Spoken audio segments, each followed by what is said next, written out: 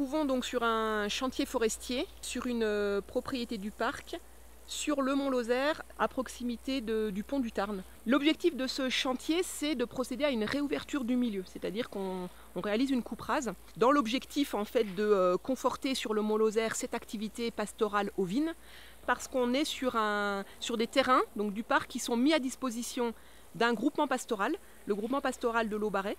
Avec le temps, avec les années, le milieu s'est refermé par dynamique naturelle. Cette zone, en fait, les brebis avaient du mal à exploiter cette zone puisque les peuplements devenaient très très fermés. Donc le groupement pastoral nous a demandé de procéder à une opération de réouverture de milieu. Il y a deux autres objectifs. Le peuplement de pins en ceinture de zones humides contribue en fait à l'assèchement de cette zone. Donc en fait, en le supprimant, ça permet de pérenniser cette zone.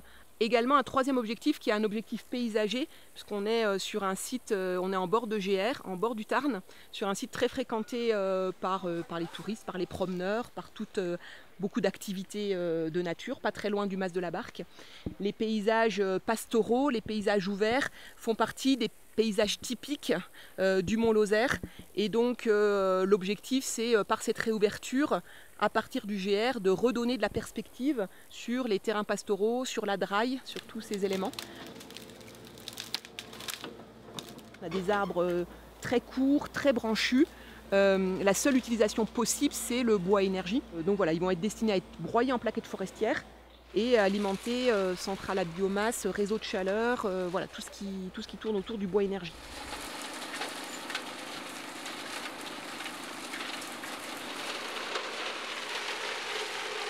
Par rapport à ces enjeux, du coup, ça se traduit en plusieurs contraintes. Premièrement, comme c'est un usage pastoral, l'objectif c'est qu'il reste le moins possible de matière au sol.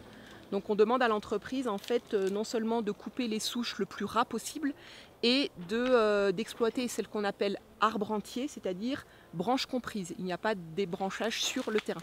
Il y a une attention très particulière à l'impact au sol. On voulait exploiter en plein été parce que c'est le moment où le sol est le moins sensible par rapport justement au niveau de la zone humide, par rapport à la portance du sol.